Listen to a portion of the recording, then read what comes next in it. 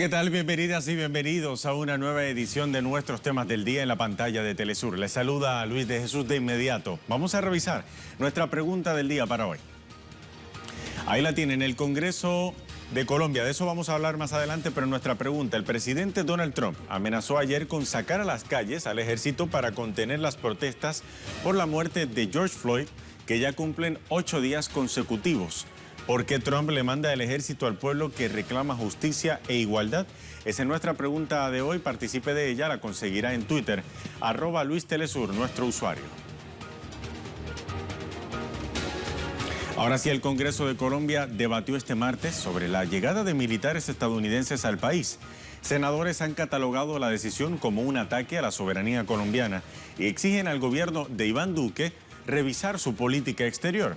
En el debate, el Senado también abordó el incumplimiento de los acuerdos del proceso de paz. Iniciamos en nuestro primer tema del día.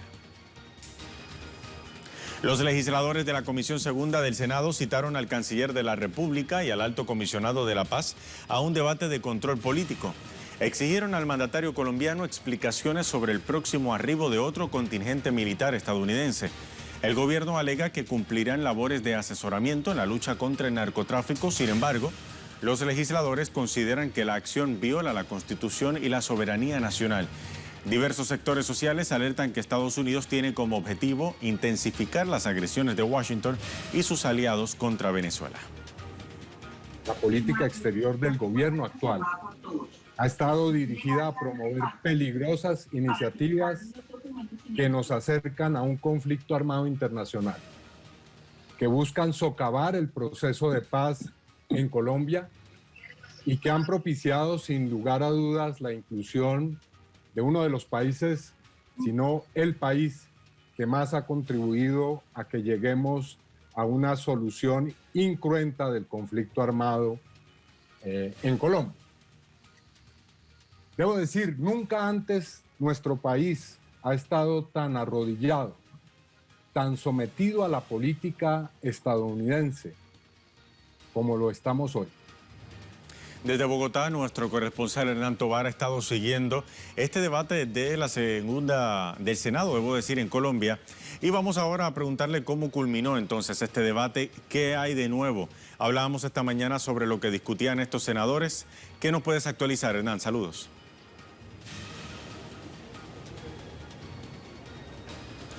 Un saludo, Luis de Jesús, para usted y para toda la teleaudiencia de Telesur en América Latina y el mundo.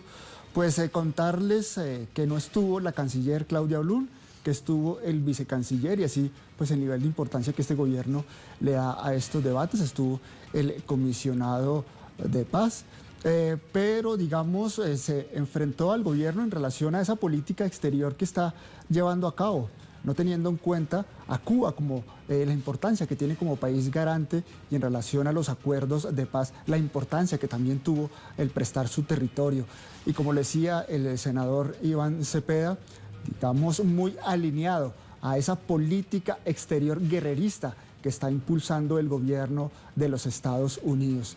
Se le llamó la atención tanto al vicecanciller como al comisionado de paz para que adopten medidas para que haya una política exterior de paz con los otros países y no se incremente la escalada de conflicto que viene siendo incentivada por el gobierno de los Estados Unidos. Se ve con bastante preocupación la presencia de los militares norteamericanos en Colombia, que según información extraoficial llegaron el día de hoy al aeropuerto de Catam y estarán confinados en una cuarentena de 14 días antes pues de ir a las zonas de las regiones donde se tiene planeado que vayan, inclusive el Catatumbo, allí en el norte de Santander. Y es precisamente allí en esa zona de frontera donde hay más preocupación por parte de las organizaciones sociales, las organizaciones políticas y defensoras de derechos humanos, porque actualmente en esas zonas se vienen dando operativas de erradicación forzada, donde los campesinos exigen precisamente que se cumplan los acuerdos de paz en relación a el plan de sustitución nacional de cultivos ilícitos, cosa que este gobierno no ha cumplido, pero sí ha enviado tropa para hacer de manera forzada la erradicación, inclusive arremetiendo contra los campesinos que denuncian asesinatos por parte del ejército colombiano.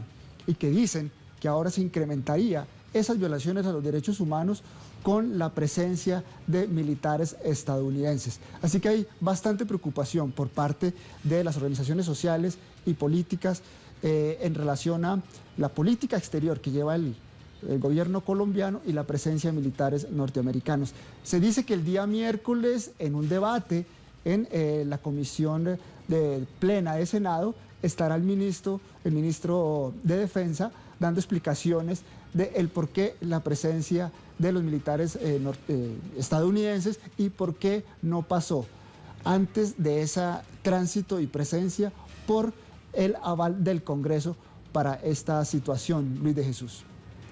Hernán Tovar, seguimos atentos a esta serie de debates que se están dando en Colombia. Muchísimas gracias por actualizarnos, gracias por el informe. Hasta la próxima. Ahora, en una entrevista para Telesur, más temprano, el analista Jaime Zuluaga se refirió precisamente a la presencia de militares estadounidenses en territorio colombiano. Vamos a escuchar. Institucionalmente se puede impedir la presencia de misiones norteamericanas por los convenios que durante décadas han existido entre Colombia y Estados Unidos en esa materia.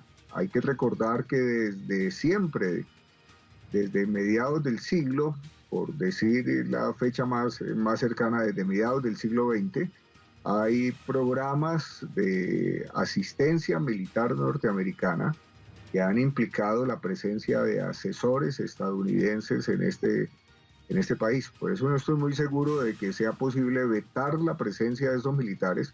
Pero lo que sí es muy importante es primero aclarar con toda certeza a qué vienen y en segundo señalar que colocar asistencia militar norteamericana en la frontera con Venezuela es una bomba de tiempo e indudablemente lo único que hace es agravar ya las difíciles relaciones con el país vecino. Hay que reseñar que la Comisión Segunda del Senado también debatió sobre el proceso de diálogo, la implementación de los convenios y las obligaciones del Estado en el cumplimiento de los acuerdos de paz.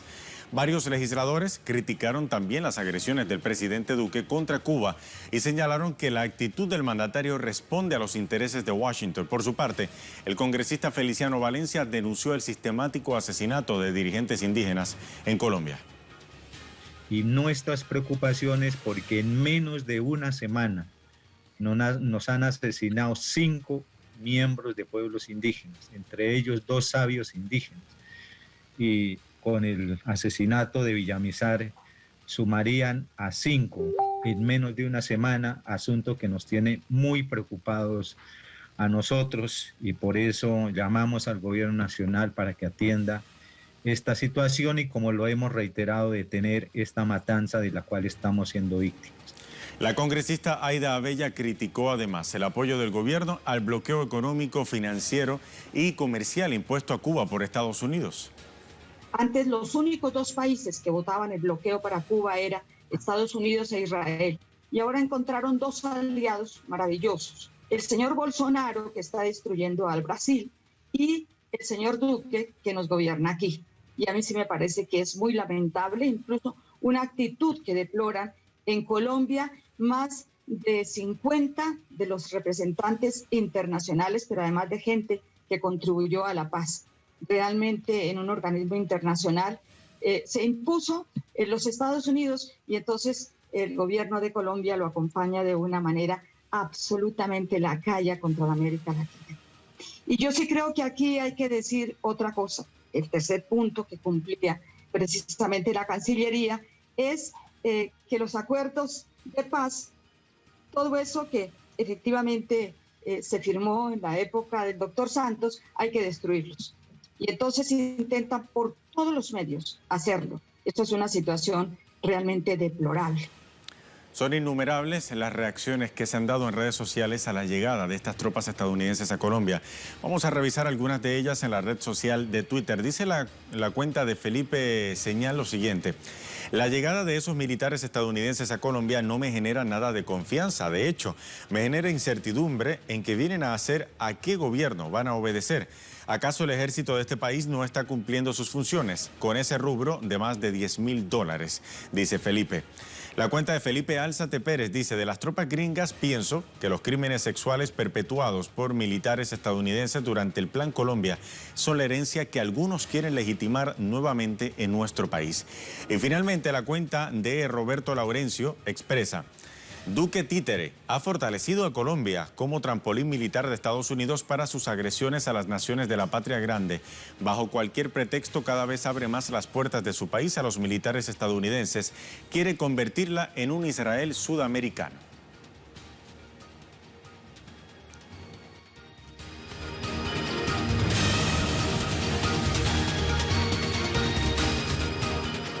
Vamos a repasar nuestra pregunta del día. El presidente Donald Trump amenazó ayer con sacar a las calles al ejército para contener las protestas por la muerte de George Floyd, que ya cumplen 8 días consecutivos.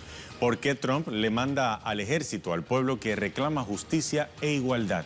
Participe de nuestra pregunta del día. La conseguirá en nuestro usuario en Twitter, @LuisTelesur.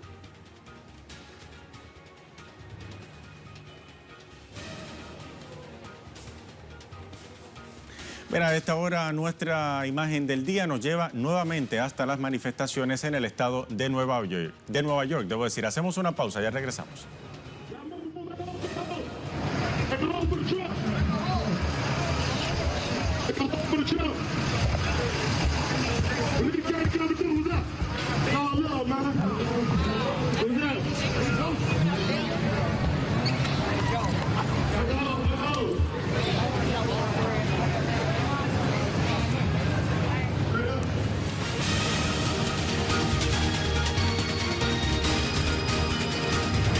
Para la celebración de las elecciones generales el próximo 6 de septiembre. Los comicios previstos inicialmente para el pasado 3 de mayo fueron suspendidos debido al nuevo coronavirus. Este será nuestro segundo tema del día. El acuerdo político fue calificado de razonable y satisfactorio por el presidente de la más alta instancia comicial boliviana, Salvador Romero. Aunque no fue suscrito por Unidad Democrática, la organización política de la presidenta de facto, Yanine Áñez, por considerar que la pandemia es un factor de riesgo, voceros de la tolda señalaron que acatarán el llamado a elecciones. El acuerdo será plasmado en un proyecto de ley que será remitido a la Asamblea Legislativa para su aprobación. El proyecto prevé la realización de la elección general hasta el domingo 6 de septiembre. Una vez publicada la ley, el órgano electoral fijará ese día como fecha de la elección general 2020 a través de una resolución. Desde la ciudad de La Paz ampliamos ahora esta información con nuestro corresponsal Freddy Morales, quien nos actualiza en directo. Freddy, un gusto saludarte. Háblanos más sobre este acuerdo que se ha alcanzado hoy políticamente para poder celebrar estas elecciones generales. Hola Luis, saludos desde La Paz. Es una de las dos incertidumbres que se han resuelto según los propios políticos que han expresado su interés en que este acuerdo se cumpla. La incertidumbre política está resuelta, se ha dicho en el acto que tuvo lugar este mediodía en el Tribunal Supremo Electoral. ¿Cuál es la segunda incertidumbre? ¿Qué pasará con el desarrollo de la pandemia del coronavirus? Todos los candidatos a la presidencia que han participado de este acuerdo también han señalado que si la pandemia presenta niveles superiores de infección en el país, ocurriendo en los últimos días, pues se podría ver y revisar esta decisión ya adoptada. Todo dependerá del curso que tome esta pandemia para determinar de que efectivamente las elecciones se realicen el 6 de septiembre, que debemos recordar, Luis, es la tercera vez que se fija una fecha para estos comicios. Inicialmente el 3 de mayo fueron suspendidos precisamente porque se detectaron los primeros casos de coronavirus en el país y fue suspendido todo el cronograma electoral. Luego la Asamblea Legislativa aprobó una ley determinando que hasta el 2 de agosto deberían realizarse estos comicios. Como la Asamblea Legislativa está controlada mayoritariamente por el Movimiento al Socialismo, todos los otros 7 candidatos hicieron causa común para oponerse a esa decisión. Y esta es la tercera que se espera sea efectivamente la vencida. Y han participado casi todos los candidatos. De un total de 8 han participado 6. Estos 6 son están entre estos 6 los más importantes. Y como ha señalado Luis, Luis, el partido de la presidenta de facto, la señora Yanine Áñez, ha dicho que va a respetar esta decisión del Tribunal Supremo Electoral, pero por supuesto que no está de acuerdo. Ha hecho lo imposible por aplazar estas elecciones de manera indefinida, aunque señalaba que debían realizarse este año. Esa es la situación hasta el momento en el país sobre este tema, Luis. Esperemos que en efecto se respete este acuerdo para unas elecciones generales, porque aquí está puesta la esperanza de que el país pueda definitivamente regresar al camino democrático que había previo al golpe de Estado contra el expresidente Evo Morales. Freddy Morales, muchísimas gracias por ese reporte. Hasta la próxima. El expresidente de Bolivia, Evo Morales, ha reaccionado en redes sociales a este acuerdo. Vamos a ver. Fiel al sentimiento del pueblo boliviano, el MAS defendió siempre el derecho a la vida y a la salud y el derecho político a elegir en las urnas a gobernantes legítimos. Saludo el acuerdo de candidatos con el presidente del Tribunal Supremo Electoral.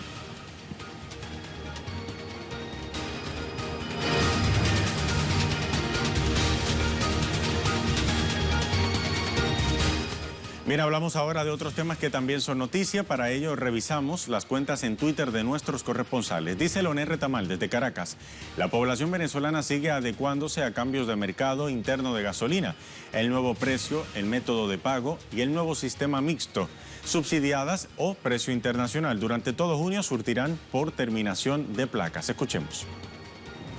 Seguimos monitoreando la situación de la venta de la gasolina con el nuevo modelo que comenzó el día de ayer, 1 de junio. Vemos que aquí está funcionando el método de venta subsidiada, que tiene un valor de 5.000 bolívares por litro. Esto representa alrededor del 95% de subsidio.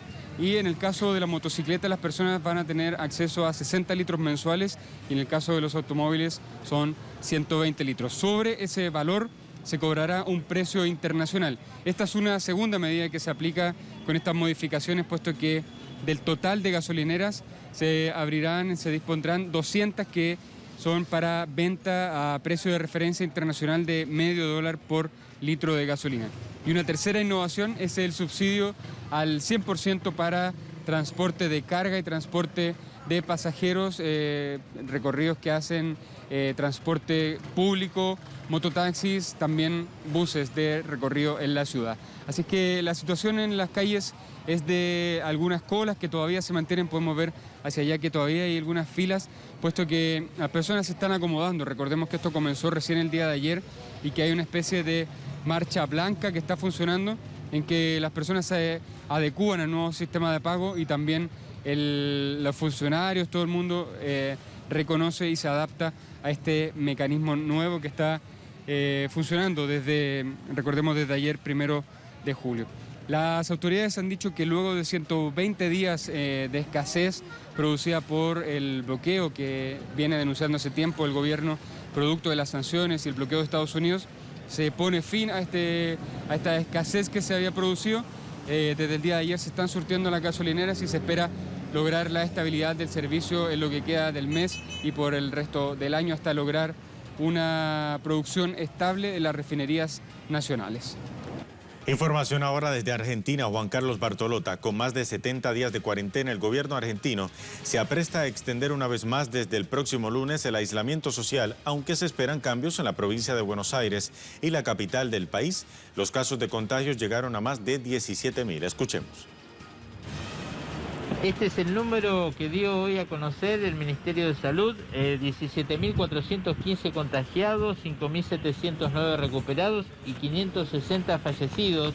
Es el resultado del parte que dio a conocer el Ministerio de Salud en este mediodía. Recordamos que son dos partes, uno a la mañana y otro a la tarde-noche, donde se actualizan los datos de contagios en la República Argentina. La semana va a estar atravesada por las conversaciones que van a mantener el presidente, sus ministros y los referentes de la provincia de Buenos Aires y de la ciudad capital, donde se concentran más del 90% de los casos de la COVID-19 del país. En ese sentido, en las próximas horas se van a mantener reuniones también con especialistas, infectólogos, que van a tratar este tema, y para determinar la continuidad de la cuarentena a partir del 7, donde se vence esta nueva etapa que se había anunciado por parte del presidente Alberto Fernández. A partir de allí va a haber una ampliación de la misma y resta saber cuáles van a ser los objetivos que se van a buscar, principalmente en la ciudad de Buenos Aires con el tema del comercio y también en la ciudad capital del país, donde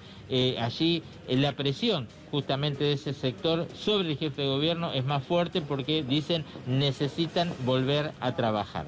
Juan Carlos Bartolota, Telesur, Buenos Aires. Y ahora información desde España. Dice Adriana Cardoso que el paro crece en 26,573 personas, pero también repunta la afiliación tras más de 2 meses de destrucción de empleo en España.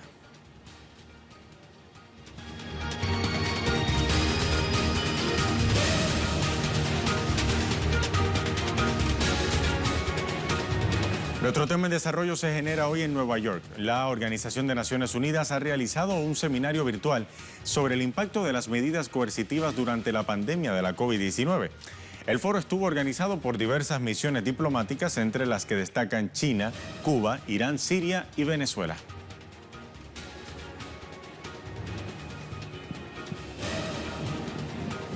En el evento se analizaron los alcances de una de las mayores emergencias en los últimos 100 años a nivel mundial.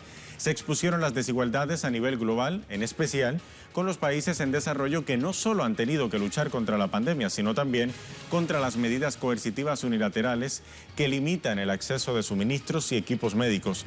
El encuentro busca impulsar un cambio en ese accionar y crear un mundo más multicéntrico, con el fin de garantizar el bienestar de los pueblos del mundo.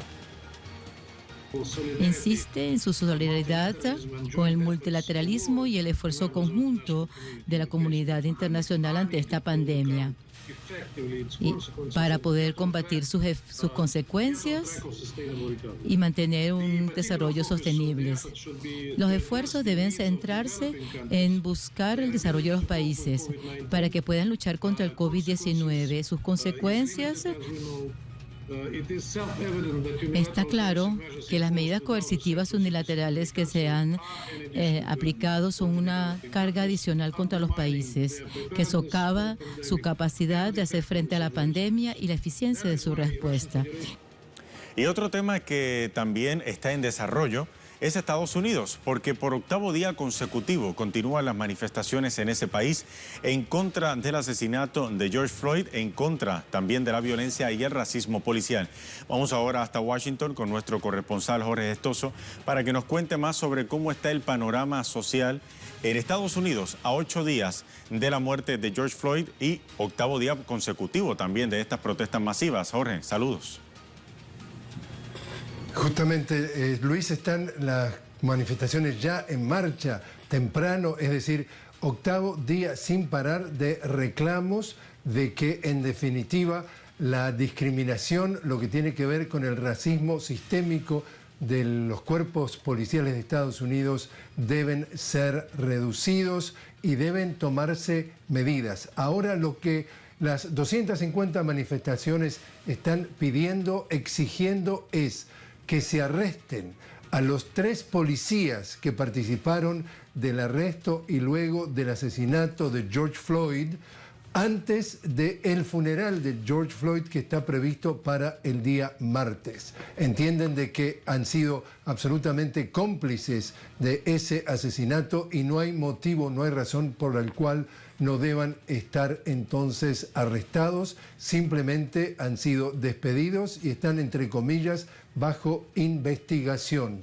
Al mismo tiempo se ha sabido que el ex vicepresidente Joe Biden estará presente en el funeral el martes en Minneapolis.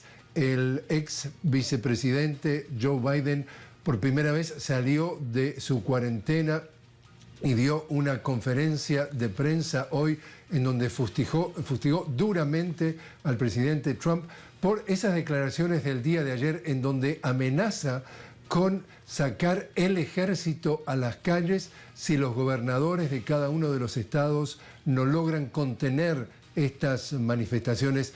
Y lo que tiene preocupados a muchos analistas es si con estas manifestaciones y con la prolongación de las manifestaciones vamos en el camino correcto o vamos rumbo a un futuro incierto.